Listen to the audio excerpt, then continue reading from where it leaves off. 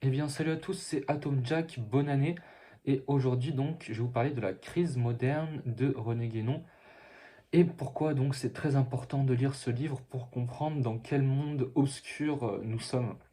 Donc, il faut savoir que actuellement, on est dans une ère, l'ère du Kali Yuga, qui est donc un âge sombre, où l'esprit moderne est anti-traditionnel. Donc, qu'est-ce que c'est anti-traditionnel? Il faut déjà définir ce que c'est la tradition.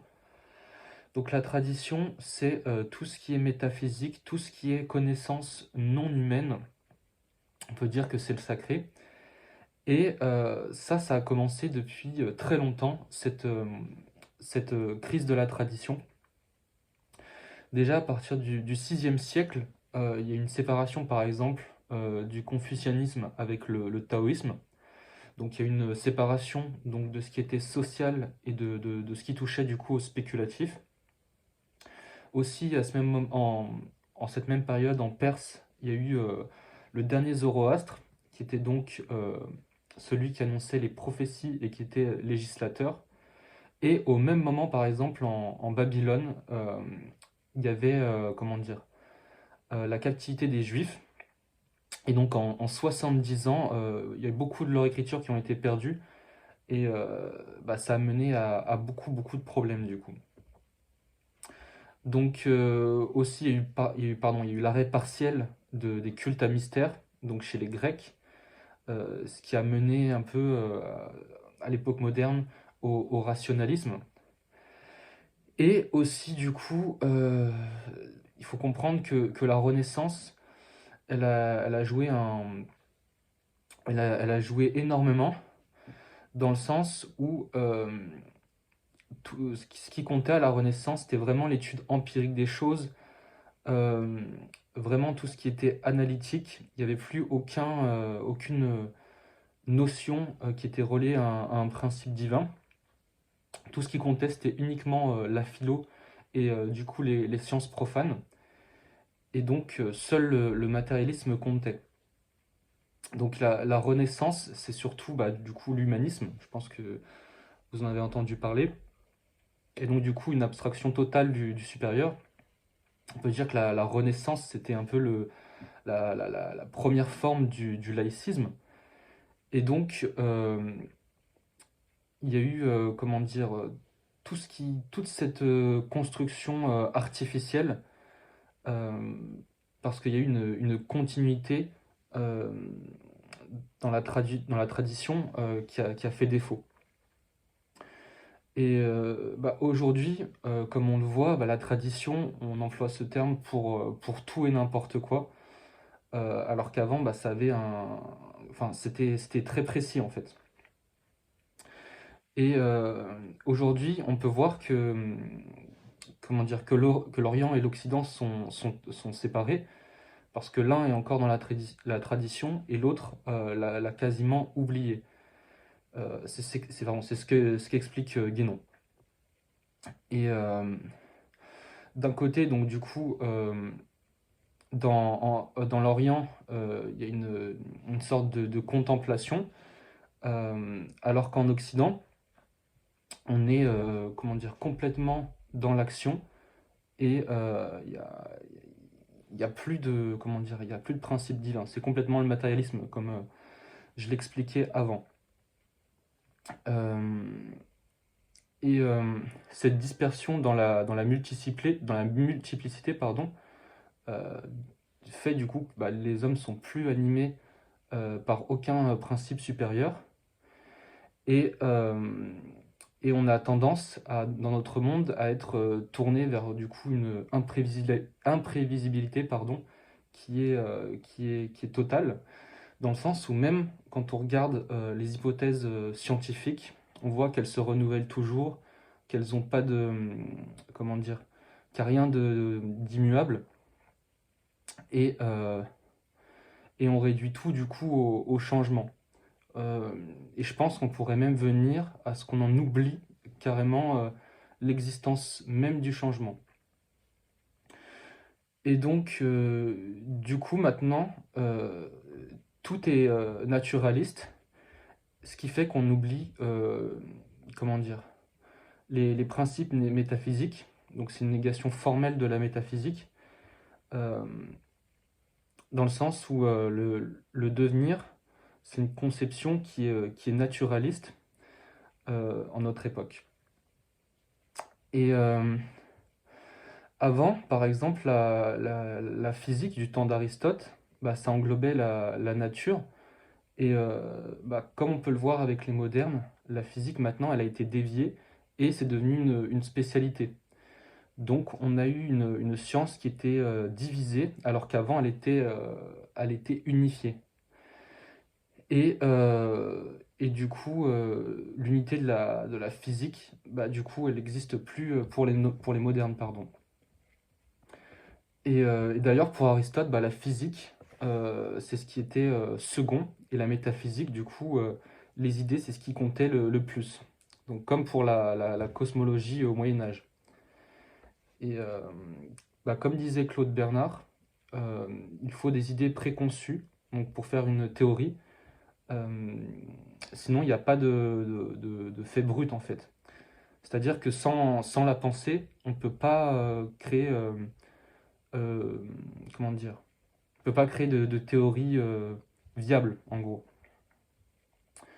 Euh, donc, ce qui explique pourquoi la métaphysique doit être première.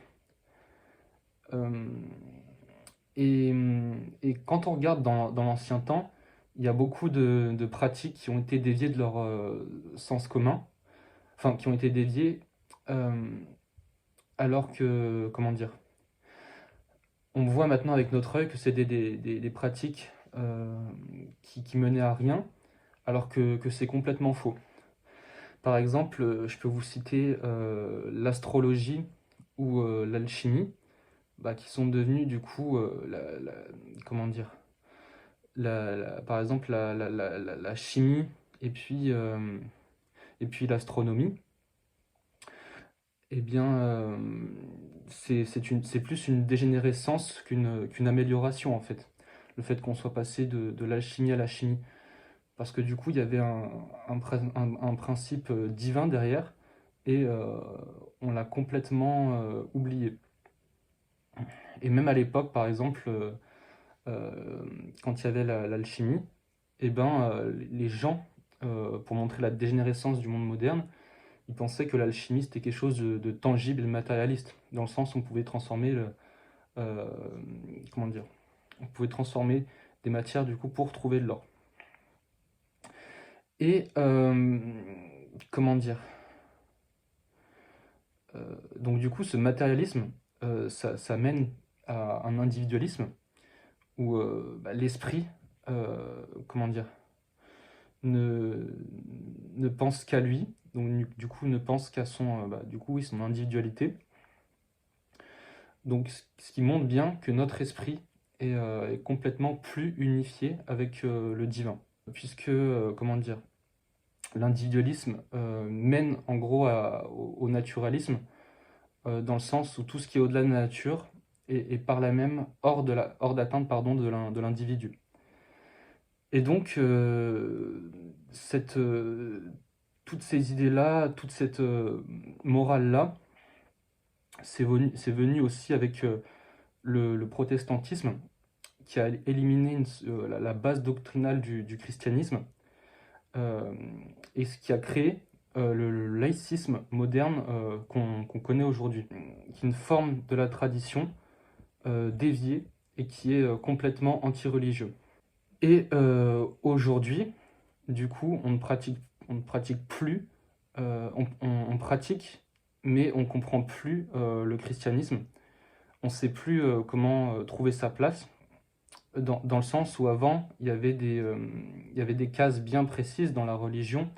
Les gens savaient où ils étaient, les gens savaient à qui, à quoi ils appartenaient. Et maintenant, dans le monde moderne, les gens font n'importe quoi. Et souvent, ils font n'importe quoi et ils font des tâches pour lesquelles ils sont moins qualifiés.